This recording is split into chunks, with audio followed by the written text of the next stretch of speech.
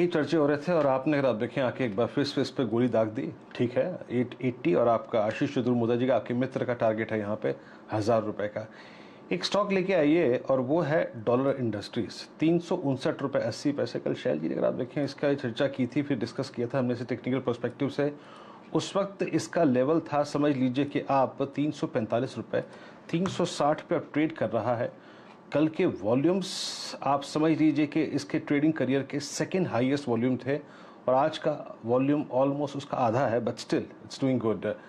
ये इस दौर के हाई पर है, समझ लीजिए कि जुलाई 2018 की बात करने हाई है। आशीष महेश्वरी साहब, आपका टिक इस पे 361.55 आप ट्रैक करते हैं, कुछ टिप्पणी करना चाहेंगे इस मोमेंटम पर?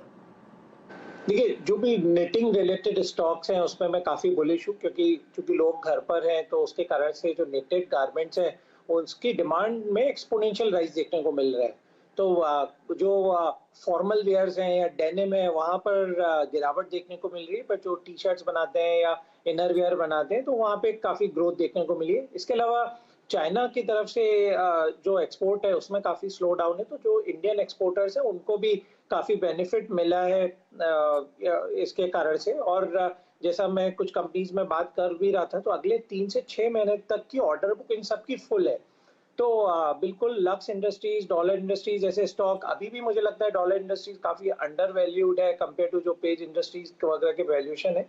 तो बिल्कुल री रेटिंग होगी इन सारे स्टॉक्स की। और इनफैक्ट अभी भी मेरी स्टॉक में बाय करने की सलाह है डॉलर इंडस्ट्रीज में।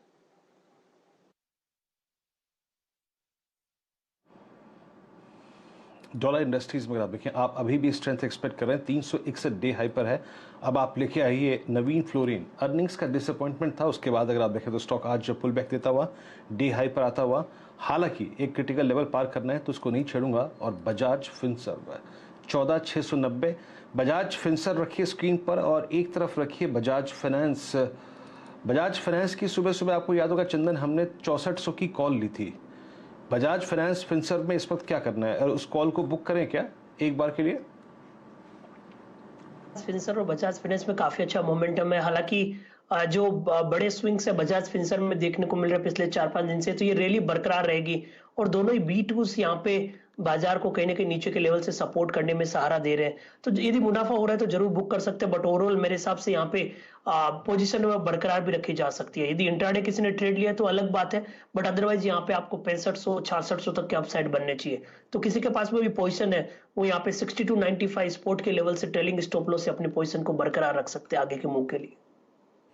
चलिए, ये रणनीति आपके सामने बजाज फाइनेंस पर आती हुई दिख रही है। ऑप्शंस ट्रेड एक तरफ चल रहे हैं और कैश काउंटर्स आपके सामने दहकते हुए दिख रहे हैं। डायरेक्टर साहब, लेके आइए एक बहुत ही शानदार ब्रेकआउट रेन इंडस्ट्रीज के माफिक। यहाँ पर आप वॉल्यूम देख रहे हैं 45,66,000 और काउंटर अब आपको बहुत ही बढ़िया मूव में दिख रहा है 267.30। आपके सामने लगभग 12 रुपए का इजाफा स्क्रीन पर आता हुआ दिख रहा है। ये चेक करते हैं आशीष चतुर्मुदा साहब से, और आशीष महेश्वरी साहब का भी ये एक बहुत पसंदीदा स्टॉक रहा है। चतुर्मुदा साहब, पहले आप। तो शैल जी, इसके बारे में एक ही चीज कहूंगा कि बहुत ही बड़ा मंथली चार्ट पर एक स्ट्रॉन्ग राउंडिंग बॉटम का फॉर्मेशन बन रहा है। और जब भी इस तरह के लॉन्ग टर्म चार्ट पे कोई राउंडिंग बॉटम बने, और वो भी तब जब हम देख रहे हैं वॉल्यूम्स कंसिस्टेंटली इस अप बार को सपोर्ट कर रहे हैं। मैं देख रहा हूं हर महीने कोई भी ऐसा महीना नहीं गया जब इस स्टॉक में 7-8 करोड़ से कम वॉल्यूम पूरे महीने के अंदर में देखने को ना मिले। तो ये बहुत ही इंकरेजिंग सिग्नल्स है और मुझे लगता है इसको देखते हुए ये स्टॉक 300-330 की ट्रेजेक्टरी में पोजिशनली चले जाएगा।